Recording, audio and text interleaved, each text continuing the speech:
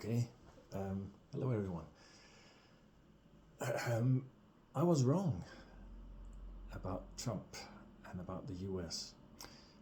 Since about 2010, 2012, I have predicted that there would be a civil war in the US somewhere between 2035 and 2050. I did this based on my study and knowledge of history. I'm a historian. I've also studied what in Denmark we call statecraft, which combines political science, economics, sociology, and international relations. And looking at history and with all my knowledge, I said, with these Tea Party nutters and a growing rift in the US, there will be a civil war. And then, as MAGA erupted and Trump announced his candidacy, I said I was one of those who in 2015 or 16 thereabouts, I can't remember exactly, it's 10 years ago and I'm old, I said that this is pure fascism. I based that on using Eco and Nolte as my model for analysis. I said this is fascism, and it is. I wasn't wrong about that. I have since added the models of Arendt and Mann to my way of looking at MAGA, and it's still fascism.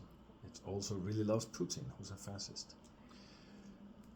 And I thought, okay, the civil war might come faster than I thought, maybe 2030. I was wrong about that too. When Trump was elected the second time, I thought that, okay, it's coming. I even wrote and put online a sort of guide to how I would go about resisting a hypothetical tyrant in the White House.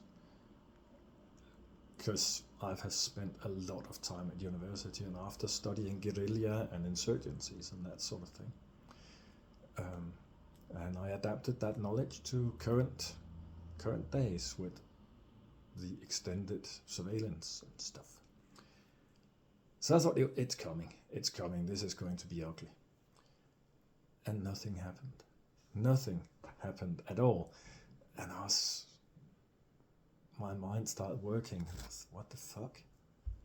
And I've come to the conclusion that there will be no civil war in the US. There will be no American Maidan revolution. No revolution of dignity for the US. No color revolution. No Jasmine revolution. It will not happen. And it will not happen for the simple reason that, depending on source, somewhere between 40 and 60% of all Americans are only one paycheck away from going personally bankrupt. So that means they cannot leave work and go protest every day, as would be required to start such a revolution.